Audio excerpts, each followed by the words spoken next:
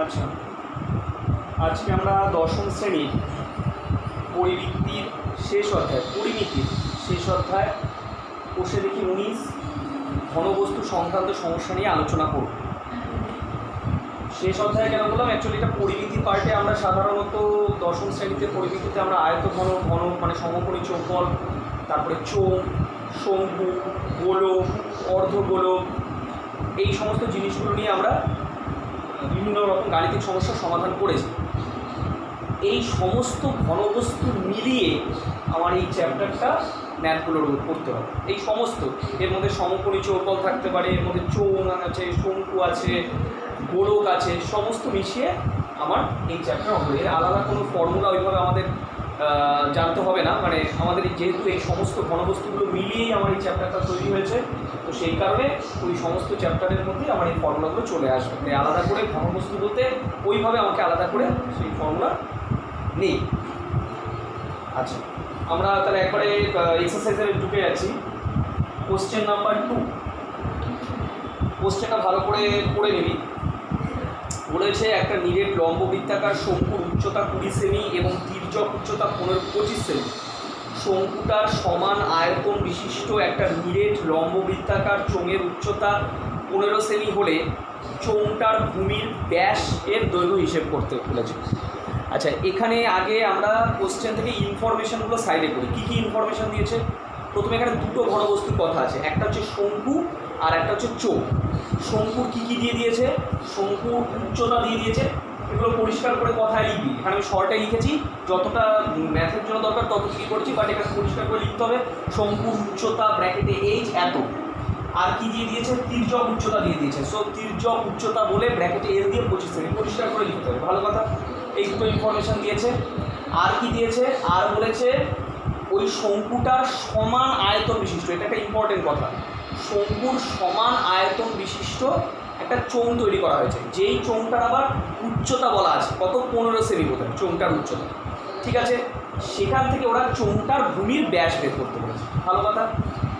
এখন প্রথম কথা হচ্ছে, যেহেতু দুটো ঘনবস্তুই বলে দিয়েছে সমান আয়তনে, শঙ্কু এবং চোঙ দুটোই ঘনবস্তু হচ্ছে সমান আয়তন। এখন শঙ্কুর আয়তনের সূত্র আমরা জানি 1/3 পাই আর স্কোয়ার এইচ, এটা শঙ্কুর আয়তনের সূত্র। আর চোঙের আয়তনের সূত্র হচ্ছে পাই আর স্কোয়ার এইচ। দুটো দুরকম দিয়ে ডিনোট করেছি।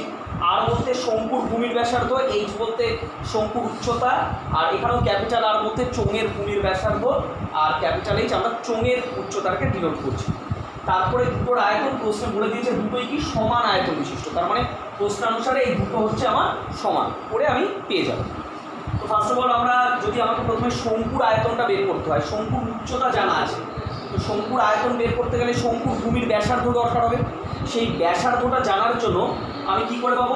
এল জানি, এইচ জানি। আমরা আগেই শঙ্কু চ্যাপ্টারে পড়েছি এই সূত্রটা, L square equal to H square plus R square. আর কি না, আর হচ্ছে শঙ্কুর ভূমির ব্যাসার্ধ, এবং যেহেতু এটা একটা দৈর্ঘ্য রাশি, তো সেই কারণে অবশ্যই এটা একটা ধনাত্মক রাশি। ভালো কথা, সেখানে এল 25 এইচ 20 বসিয়ে আমরা সিম্পলিফিকেশন করে বর্গমূল করে আরটা পেলাম প্লাস মাইনাস করবো। বাট যেহেতু আর একটা দৈর্ঘ্য, তাই ধনাত্মক রাশি, সেই কারণে আমরা আর এর মানটাকে 15 নিলাম। হলো ভূমির ব্যাসার্ধ পেয়ে গেলাম।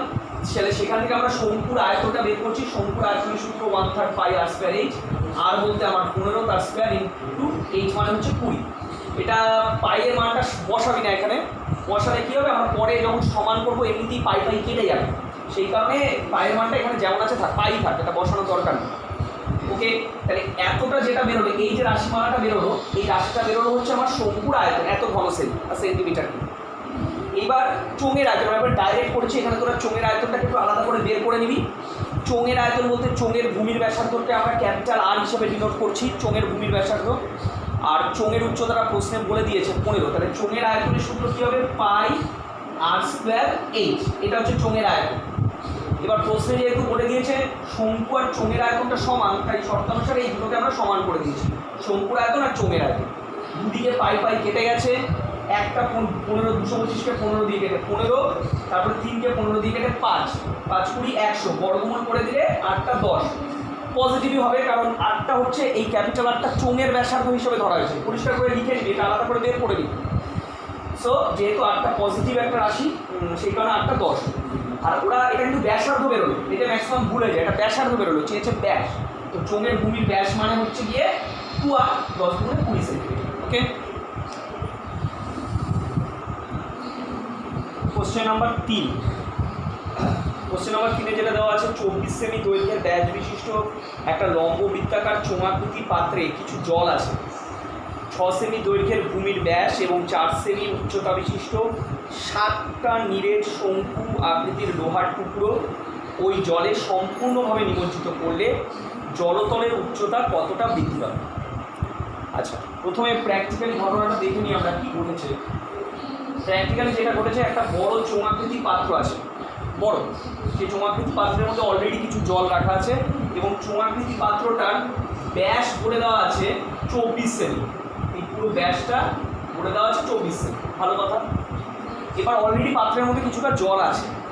এবার ওই চোঙাকৃতি পাত্রের মধ্যে 7টা শঙ্কুর আয়তন আমাকে, সরি একটু ইন্টারাপ্ট হলো, যাই হোক, তাহলে এই বড় চোঙাকৃতি পাত্রের মধ্যে আমরা 7টা ছোট ছোট ছোট ছোট শঙ্কু ডোবানো হয়েছে এবং এক একটা শঙ্কুর যা মেজারমেন্ট দিয়েছে সেটা হচ্ছে, এক একটা শঙ্কুর মেজারমেন্ট হচ্ছে তার ভূমির ব্যাস হচ্ছে 6 সেমি।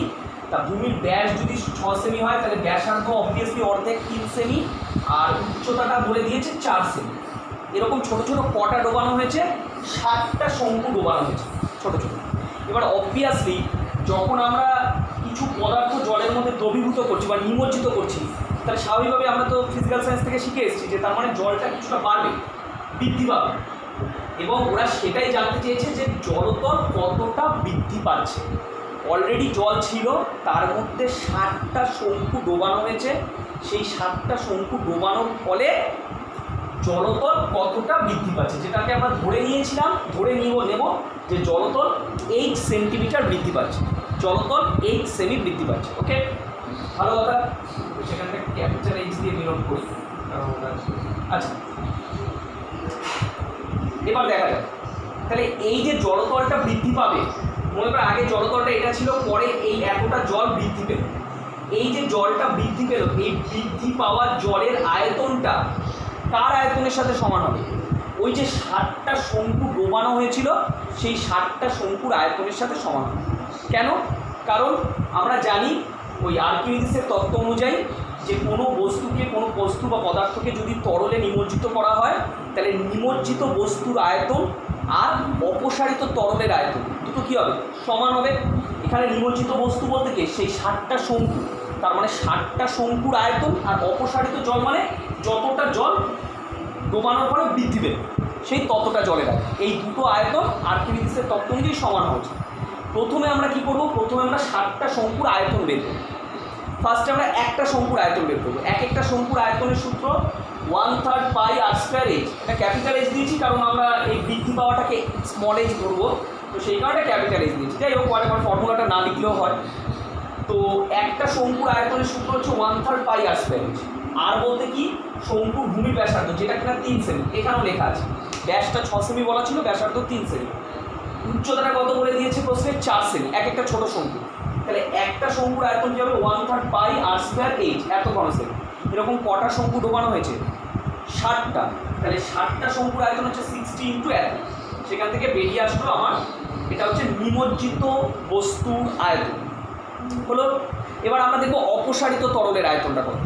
ভালো কথা। অপসারিত তরল, এই অপসারিত তরলটা আছে কোথায়? চোঙাকৃতি পাত্রে। তার মানে পাত্র, যে তরল যে পাত্রে থাকে সেই পাত্রেরই আয়তন ধারণ করে। তার মানে আমাকে এইটুকু অংশের আয়তন বের করা মানে অ্যাকচুয়ালি চোঙের এই অংশটার আয়তন বের করা, তাই তো? এবার এই অংশটার আয়তন মানে আমি তো ধরে নিয়েছি এটা জলতল কতটা বৃদ্ধি পেয়েছে? 8 সেমি। ধরে নিলাম জলতলটা 8 সেন্টিমিটার বৃদ্ধি পেয়েছে। আচ্ছা, তরলটা আছে কোথায়? বড় চোঙাকৃতি পাত্রে। তার মানে এখানকার ভূমির ব্যাসার্ধটা অ্যাকচুয়ালি চোঙের ব্যাসার্ধর সাথেই সমান হওয়া উচিত। তাহলে চোঙের ব্যাস বলা ছিল 24 সেমি, তাহলে ব্যাসার্ধ হবে আমার 12 সেমি। হয়ে গেল, ভালো কথা।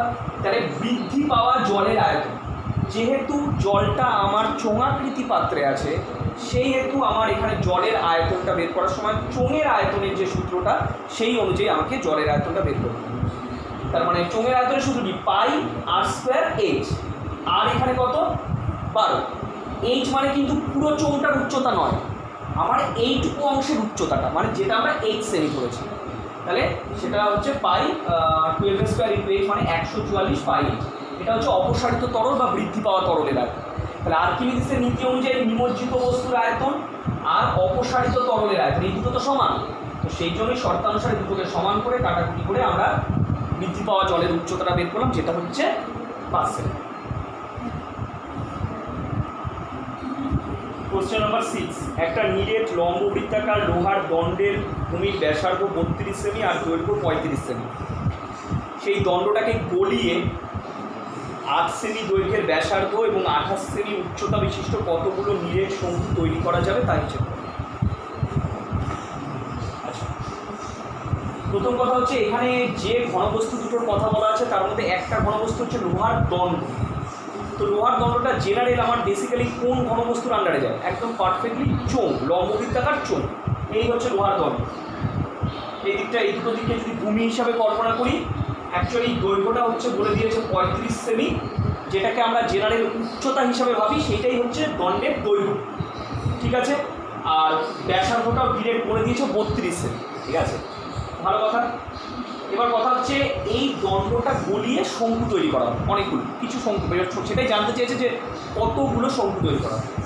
এখন যে কোনো ঘনবস্তুকে যদি আমি গলাই, তাহলে সেখান থেকে যে ধাতুটা পাবো, আগে আমার সেই ধাতুটার আয়তন বের করতে হবে। যখনই কোনো ঘনবস্তুকে গলিয়ে, এই কথাটা আসবে যে কোনো ঘনবস্তুকে গলিয়ে আরেকটা ঘনবস্তু পরিণত করা হচ্ছে, তার মানে আগে যে ঘনবস্তুটাকে গলানো হচ্ছে আগে আমার তার আয়তন দেওয়া, তাহলে আমি বুঝতে পারবো যে ওখান থেকে কতটা ম্যাটেরিয়াল বেরিয়ে আসছে, ঠিক আছে, ভালো কথা।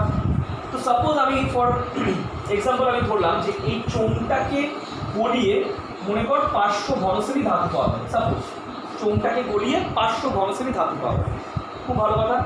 এবার এই যে 500 ঘনসেমি ধাতু আমার কাছে রইল, এই ধাতুটা দিয়ে আমি কী করব? ছোট ছোট ছোট ছোট কিছু শঙ্কু তৈরি করব। আমাকে কতগুলো শঙ্কু পাওয়া যাবে সেটাই জানতে হচ্ছে। এবার আমি মনে কর পেলাম যে এক একটা শঙ্কু যে আমি তৈরি করব তার প্রত্যেকটার আয়তন 10 ঘনসেমি। আমার কাছে 500 ঘনসেমি ধাতু পেয়েছি গলিয়ে, সেখান থেকে আমি যে শঙ্কুটা তৈরি করব সেই এক একটা শঙ্কুর জন্য কত করে ধাতু লাগবে? 10 ঘনসেমি। তাহলে এবার আমাকে যদি বলা হয় তাহলে কতগুলো শঙ্কু আমি তৈরি করতে হবে, সিম্পল বেসিক হিসেব যে আমার কাছে এতটা ধাতু আছে, সেখান থেকে এক একটার জন্য যদি 10 ঘনসেমি করে লাগে তাহলে কতগুলো শঙ্কু তৈরি করা যাবে? ওই মোট ধাতুর আয়তনটাকে আমরা এক একটা শঙ্কুর আয়তন দিয়ে ভাগ করে দিলেই কটা শঙ্কু পাওয়া যাবে আমরা সেটা বের করতে পারবো, তাই তো? এটা একটা এক্সাম্পল দিয়ে বললাম। তো এখানেও আমরা এই লজিকটাই কাজে লাগাবো। ফার্স্টে আমার এখানে এই লম্ববৃত্তে লোহার দণ্ডের ব্যাসার্ধ বলে দিয়েছিল 32, উচ্চতা বলে দিয়েছিল 35। এবার যেহেতু লোহার দণ্ডটা চোঙাকৃতির, তাই আমরা লোহার দণ্ডের আয়তন মানে চোঙের আয়তনের সূত্র পাই আর স্কোয়ার এইচ। অনেকটা শর্টে লিখেছি, তোদের কিন্তু এগুলো পরিষ্কার করে লিখতে হবে। লোহার দণ্ডের ব্যাসার্ধ, লোহার দণ্ডের উচ্চতা, দেন লোহার দণ্ডের আয়তন বলে লিখবে, ওকে। নেক্সট, এটা আমার লোহার দণ্ডের থেকে আমি আয়তনটা পাচ্ছি, এটা পাইটা থাকবে, পায়ে আমার বসানোর দরকার নেই, পাই কেটে যাবে। দেন আমি যে শঙ্কুটা তৈরি করবো সেই শঙ্কুটার দিকে দেখাই। দেখ, এক একটা শঙ্কুর ব্যাসার্ধ বলে দিয়েছে 8 সেমি, উচ্চতাও বলে দিয়েছে বোধ হয় 28 সেমি। তাহলে এক একটা শঙ্কুর আয়তনের সূত্র কি? 1/3 পাই আর স্কোয়ার ইন্টু 8।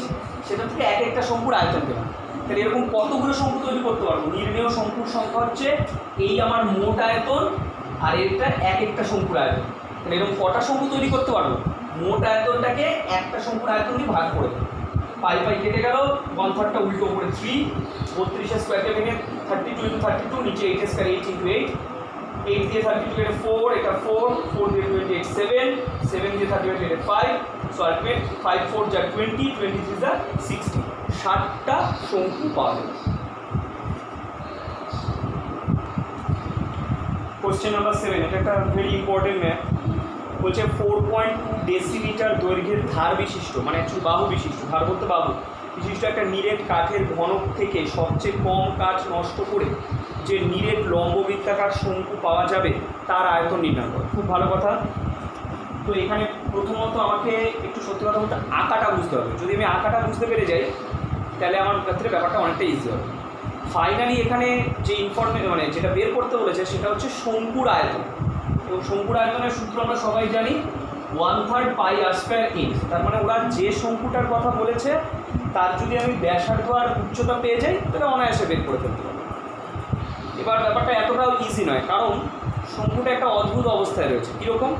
একটা ঘনক আছে, এই হচ্ছে সেই ঘনকটা। এই ঘনকটার বাহুর দৈর্ঘ্য ওরা বলে দিয়েছে কত, 4.2 ডেসিমিটার। বাট ঘনক যেহেতু, তার মানে তার দৈর্ঘ্য প্রস্থ উচ্চতা সবই সেম, মানে সবই 4.2 ডেসিমিটার। এবার কথাটা এরকম যে সেই ঘনকটা থেকে যে শঙ্কুটা বের করে আনা হবে সেটা সবচেয়ে কম কাঠ নষ্ট করে, মানে যেমন তেমন করে আমি শঙ্কু ঘনক থেকে কেটে বের করবো সেটা এখানে অ্যাপ্লিকেবল নয়। আমাকে শঙ্কুটা ঘনকের ভেতর থেকে এমনভাবে কেটে বের করে আনতে হবে যাতে সবচেয়ে কম কাঠ নষ্ট হয়, মানে পরিষ্কার ভাষায় সেই ঘনকটাকে আমি ম্যাক্সিমাম ইউজ করে বের করতে পারি শঙ্কুটাকে। ওকে, তো এটা তখনই পসিবল হবে যদি আমরা এটাকে এইভাবে কেটে আনি। যে মনে কর এই হচ্ছে শঙ্কুটা, এই হচ্ছে শঙ্কুটা, শঙ্কুর এই হচ্ছে ভূমি, যে এই ভূমিটা অ্যাকচুয়ালি আমার ঘনকের ভূমির ওপর রয়েছে, এবং এই ঘনকের ভূমির যে বাহুর দৈর্ঘ্য, মানে যেটা 4.2 ডেসিমিটার বলে দিয়েছে, সেটা অ্যাকচুয়ালি শঙ্কুর ভূমির ব্যাসের সাথে সমান। কারণ তাই হচ্ছে, যদি আমার শঙ্কুর ভূমিটা ঘনকের ভূমির ওপর থাকে, তাই তো, যদি আমার শঙ্কুর ভূমিটা ঘনকের ভূমির ওপর থাকে, এবার অ্যাকচুয়ালি ঘনকের ভূমি মানে কিন্তু আমার একটা বর্গক্ষেত্র, তাই তো, কারণ ঘনকের 6টা তল আর প্রতিটা তলের বাহুর দৈর্ঘ্য তো সমান। তার মানে শঙ্কুর ভূমিটা যে তলের ওপর রয়েছে, ঘনকের ভূমির ওপর রয়েছে, সেটা পারফেক্টলি একটা বর্গক্ষেত্র। আর সেই বর্গক্ষেত্রের ভেতরে রয়েছে শঙ্কুর ভূমি, হুইচ ইজ এ সার্কেল, মানে বৃত্ত। তার মানে বর্গক্ষেত্রের ভিতরে একটা বৃত্ত, যেটাকে আমরা অন্তর্বৃত্ত হিসাবে বলে থাকি।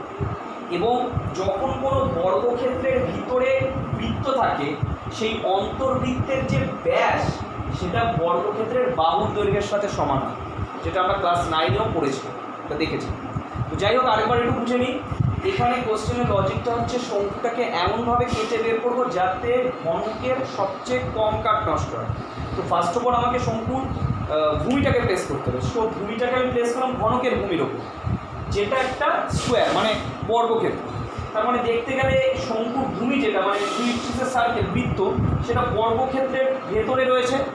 তার মানে অ্যাকচুয়ালি এটা একটা অন্তর্বৃত্ত, আর অন্তর্বৃত্তের যে ব্যাস সেটা সর্বদা বর্গক্ষেত্রের বাহুর দৈর্ঘ্যের সাথে সমান। তার মানে আমরা ভাবতে পারি যে শঙ্কুর ভূমির ব্যাসটা এর বাহুর দৈর্ঘ্য মানে 4.2 ডেসিমিটার। তাহলে সেখান থেকে আমি ব্যাসার্ধটা বের করে দেবো 2 ভাগ করে, 2.1 ডেসিমিটার রইল উচ্চতা। এবার আমাকে তো সবচেয়ে কম কাঠ নষ্ট করে বের করতে হবে। তার মানে আমাকে শঙ্কুর যে মাথাটা, সে মাথাটাকে রাখতে হবে ঘনকের একদম, মানে কি বলবো, যেটাকে যদি ছাদও বলতে পারি, মানে ঘনকের একদম ওপরের যে তলটা রয়েছে বা সারফেসটা রয়েছে, সেখানে আমাকে শঙ্কুর সেই শীর্ষবিন্দুটাকে রাখতে হচ্ছে। তার মানে অ্যাকচুয়ালি এইটা হচ্ছে শঙ্কুর উচ্চতা, যেটা এইটা যদি শঙ্কুর উচ্চতা হয়, যেটা কিন্তু আমার ঘনকের উচ্চতার সাথে সমান হওয়া উচিত। আরেকবার বলি, ভূমিটা প্লেস হয়ে গেল, শঙ্কুর যে শীর্ষবিন্দুটা বা মাথাটা সেটা রয়েছে আমার ঘনকের যে ওপরের যে সারফেসটা, ওপরের তলে। তাহলে অ্যাকচুয়ালি এখান থেকে নিয়ে এই পর্যন্ত শঙ্কুর যে উচ্চতাটা, সেটা ঘনকের উচ্চতার সাথেই তো সমান হবে। আর ঘনকের উচ্চতা মানে কি, দৈর্ঘ্য প্রস্থ উচ্চতা তো সেম, মানে উচ্চতাটা হচ্ছে 4.2 ডেসিমিটার, 4.2 ডেসিমিটার পেয়ে গেলাম। তাহলে শঙ্কুর আয়তনের সূত্র 1/3 পাই আর স্কোয়ার এইচ, পাইয়ের 1 বসিয়ে দিলাম, 22-এর সাথে এখানে বসাতেই হবে, আর মধ্যে 2.1 স্কোয়ার ইন্টু 4.2 ভেঙে দেওয়া হলো।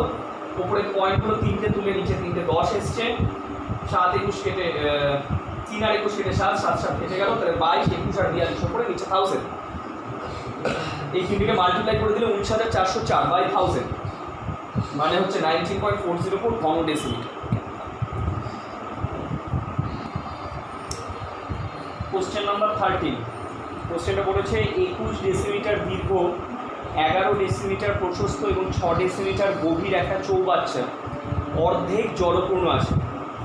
এখন সেই চৌবাচ্চায় যদি 21 সেমি দৈর্ঘ্যের ব্যাসের 100টি লোহার গোলক সম্পূর্ণ ডুবিয়ে দেওয়া হয়, তবে জলতল কত ডেসিমিটার উপরে উঠবে? এইরকম ম্যাথ আমরা আরেকটা করেছিলাম আগে, কী বলতো, আগের মধ্যে 3 নাম্বার বা 4 নাম্বার, যে শঙ্কু ডুবানো হয়েছিল, জলতল কতটা উঠবে। তো একই রকমের ম্যাথটা, বাট এখানে আমাকে কিছু জিনিস আগে ভালো করে বুঝতে হবে। যে এখানে আমি যে পাত্রে জলটা আছে, সেটা কিন্তু একটা সমকোণী চৌকোণাকার পাত্র, মানে আয়ত ঘনকাকার, কারণ তার 3টে ডাইমেনশন আছে। দেখ, দৈর্ঘ্য দেওয়া আছে, আমি সম্পর্কে সেন্টিমিটার রেখে করেছি জাস্ট সুবিধার জন্য। দৈর্ঘ্যটা বোধ হয় এই মনে কর পাত্রটা সমকোণী চৌকোণাকার পাত্র আয়ত ঘন, তার দৈর্ঘ্যটা 21 ডেসিমিটার বলা ছিল, ডেসিমিটার থেকে সেন্টিমিটার নিয়েছে 210 সেমি। প্রস্থটা বলা ছিল 110 মানে 11 ডেসিমিটার, সেটাকে সেন্টিমিটার নিলে 110 সেমি। আর উচ্চতাটা বলা ছিল 6 ডেসিমিটার, ওটাকে নিলে সেন্টিমিটার 60 সেমি হলো। এই পাত্রে অলরেডি কিছু জল রয়েছে, এর মধ্যে আমি কটা গোলক ডোবাচ্ছি? 100টা। এখানে সবকটা দেখানো যায়নি, জাস্ট অ্যাজাম্পশন কর যে এখানে 100টা গোলক ডোবানো। যখনই আমি জলের মধ্যে গোলকটা ডোবাবো, সঙ্গে সঙ্গে ওই আর্কিমিডিসের তত্ত্ব অনুযায়ী যে নিমজ্জিত বস্তুর জন্য তরলটাও কী হবে? বেড়ে আসবে। মনে কর এতটা বেড়েছে তরল, এবং আমি ধরে নিলাম এটার উচ্চতাটা 8 সেন্টিমিটার। এই যে আগে কিন্তু জলতল কিছুটা ছিল, এবং বলে দিয়েছে আগে অর্ধেকটা জলপূর্ণ ছিল। এবার কতটা জলপূর্ণ ছিল সেটা এখানে বড় ম্যাটার করবে না, ওই কথাটা অর্ধেক বা 1/3 অংশ কি 2/3 অংশ, সেটা এই ধরনের ম্যাথের ক্ষেত্রে বড় রোল প্লে করবে, ওটা জাস্ট একটা ইনফরমেশন। তো কিছুটা জলপূর্ণ ছিল, তা যখনই আমি গোলকগুলো ডোবাচ্ছি সঙ্গে সঙ্গে তো জলতলটা বৃদ্ধি পাবে। ওরা জাস্ট জানতে চেয়েছে যে কতটা জলতল বৃদ্ধি পাবে, মানে কতটা উঁচুতে উঠবে জলতল। তো আমি ধরে নিলাম জলতল 8 সেন্টিমিটার উপরে উঠবে। তো আমরা ঠিক একই লজিক প্রয়োগ করবো। কি? প্রথমে আমরা এখানে দেখে নেব নিমজ্জিত বস্তুর আয়তনটা বের করব। নিমজ্জিত বস্তুগুলো কীরকম আকৃতি? গোলক আকৃতি। তাহলে একটা গোলকের আয়তন আগে বের করি। গোলকের আয়তনের সূত্র সাধারণত আমরা জানি 4/3 পাই আর কিউব, আর বলতে গোলকের ব্যাসার্ধ। প্রশ্নে গোলকের ব্যাস বলে দেওয়া আছে 21 সেমি, এক একটা গোলকের ব্যাস 21 সেমি। তাহলে এক একটা গোলকের আয়তন কী হবে? 4/3 পাই আর বলতে এখানে ব্যাসার্ধ মানে 21/2 তার কিউব। যেহেতু ব্যাসটা 21, তাহলে ব্যাসার্ধ 21/2 তার কিউব। এটা একটা গোলকের আয়তন। এরকম কটা গোলক ডোবানো হয়েছে? 100টা। তাহলে 100টা গোলকের আয়তন হচ্ছে 100 ইন্টু বাকি 4/3 পাই 21/2 কিউব, এত ঘন সেমি। এটা হচ্ছে নিমজ্জিত বস্তুর আয়তন।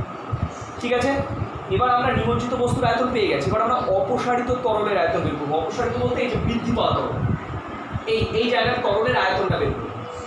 ঠিক আছে, আগের অঙ্কটায় তরলটা বোধহয় চোঙাকৃতি পাত্রে ছিল, তো এই অঙ্কটায় তরলটা আছে আয়ত ঘনকাকার পাত্রে। তাহলে অবভিয়াসলি তরল যে পাত্রে থাকবে সেই পাত্রের মতো করে আয়তন করবে। তার মানে এইটুকু অংশের জলের আয়তন বের করতে গেলে কিন্তু আমাদের আয়ত ঘনকের যে আয়তনের সূত্র সেটা কাজে লাগাতে হবে, যেটা কিনা দৈর্ঘ্য গুণ প্রস্থ গুণ উচ্চতা। দৈর্ঘ্য গুণ প্রস্থ গুণ উচ্চতা, এই ফর্মুলাটা হচ্ছে আয়ত ঘনকের আয়তনের সূত্র। এবার এখানেও একটা কথা আছে, এই অংশে যে জলটা রয়েছে, এই জলের দৈর্ঘ্য অবভিয়াসলি আয়ত ঘনকাকার পাত্রের দৈর্ঘ্য মানে 210।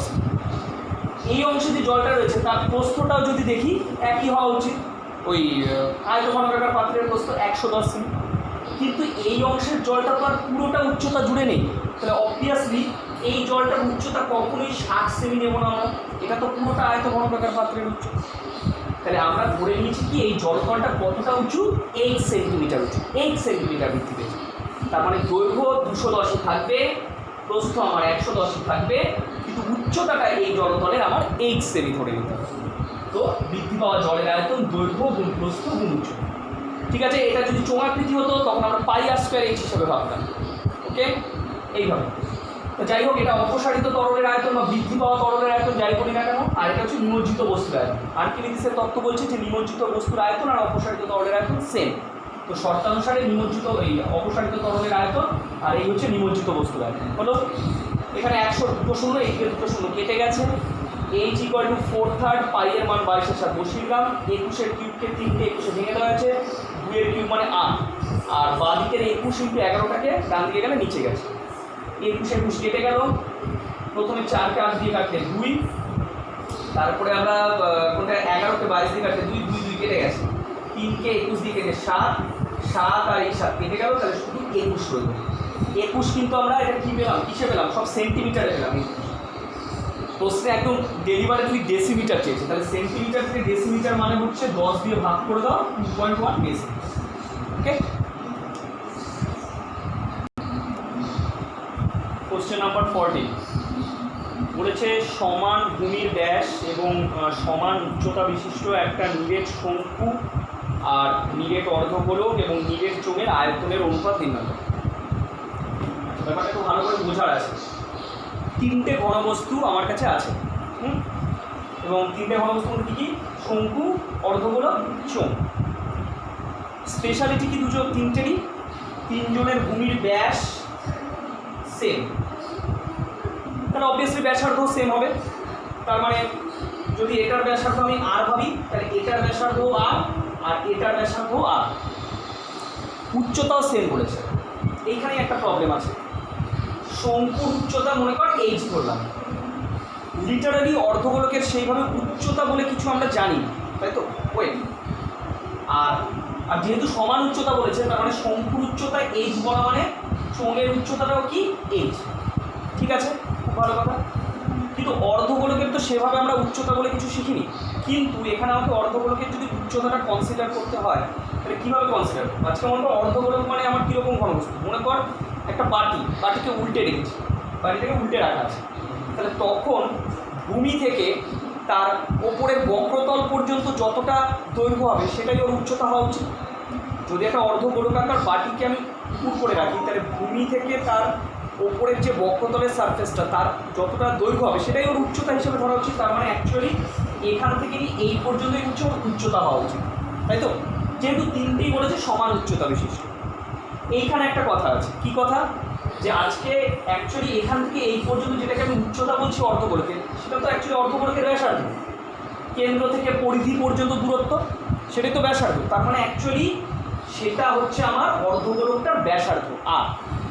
এবার যেহেতু এটা এইচ সমান সমান আর, তার মানে এখানেও এইচটা আর হওয়া উচিত, এখানেও এইচটা আর হওয়া উচিত। কথাটা ভালো করে বুঝে নেন। প্রথম কথা, শঙ্কু, অর্ধগোলক আর চোঙ। শঙ্কুর আয়তনের সূত্র 1/3 পাই আর স্কয়ার এইচ, যেখানে আর মানে ওর ভূমির ব্যাসার্ধ, এইচ মানে উচ্চতা। অর্ধগোলকের আয়তন 2/3 পাই আর কিউব আমরা জানি, যেখানে আর বলতে জাস্ট অর্ধগোলকটার ভূমির ব্যাসার্ধ। সে অর্থে অর্ধগোলকের উচ্চতা বলে কিছু হয় না। চোঙের আয়তন পাই আর স্কয়ার এইচ, আর বলতে ভূমির ব্যাসার্ধ, এইচ বলতে উচ্চতা। ওদের কথা অনুযায়ী যেহেতু ভূমির ব্যাসগুলো সমান, তাহলে ব্যাসার্ধও সমান, আর করেই হবে, আর উচ্চতাটা এইচ করে। উচ্চতার শঙ্কুর আছে, উচ্চতার চোঙের আছে, যেটা হচ্ছে এইচ করে। অর্ধগোলকের যদি আমাকে উচ্চতা ভাবতে হয়, তার মানে এই ভূমি থেকে এর উপরের বক্ষতল পর্যন্ত যে জিনিসটা, সেটাই ওর উচ্চতা এইচ হওয়া উচিত। কিন্তু অ্যাকচুয়ালি এর এইচটাই আর, কারণ কেন্দ্র থেকে পরিধি পর্যন্ত দূরত্বটাই ব্যাসার্ধ। তার মানে এর এইচ ইকুয়াল টু আর। তার মানে এখানেও এইচ ইকুয়াল টু আর, মানে আজকে যদি এটা 2 সেমি হয়, তাহলে এর ব্যাসার্ধটাও 2 সেমি। তাহলে এগুলো 2 সেমি হলে এগুলো সবই 2 সেমি হয়ে যাচ্ছে, মানে এইচ আর আরটা সেম হয়ে যাচ্ছে। ঠিক আছে, তো সেখান থেকে আমরা যদি তিনটের আয়তনের অনুপাত বের করি, এগুলো কিন্তু আলাদা করে লিখবি, যে ধরি শঙ্কুর ভূমির ব্যাসার্ধ ইকুয়াল টু অর্ধগোলকের ভূমির ব্যাসার্ধ ইকুয়াল টু চোঙের ভূমির ব্যাসার্ধ সমান সমান আর একক। ঠিক আছে, শঙ্কুর উচ্চতা ইকুয়াল টু অর্ধগোলকের উচ্চতা ইকুয়াল টু চোঙের উচ্চতা ইকুয়াল টু এইচ একক। তারপরে আয়তনগুলো লিখবি। আচ্ছা, তাহলে আয়তনের অনুপাত 1/3 পাই আর স্কয়ার এইচ। শঙ্কুর 2/3 পাই আর কিউব হচ্ছে অর্ধগোলকের, আর চোঙের হচ্ছে পাই আর স্কয়ার এইচ। ভালো কথা। এবার যেহেতু আর আর এইচটা সমান, তাহলে এইচের জায়গায় আর লিখলে এটা পাই আর কিউব হয়ে যাবে, এটা যা আছে রইলো। এখানে এইচের জায়গায় আর লিখলে পাই আর কিউব হয়ে যাচ্ছে। পাই আর কিউবটা 3টে থেকে কেটে গেল, তাহলে 1/3 = 2/3 = 1। 3 কেটে মানে কী বলবো, মানে অ্যাকচুয়ালি 3টে অনুপাতকে 3 দিয়ে গুণ করে দেওয়া হয়েছে। ওকে, 3 দিয়ে গুণ করে দিলে 1:2:3।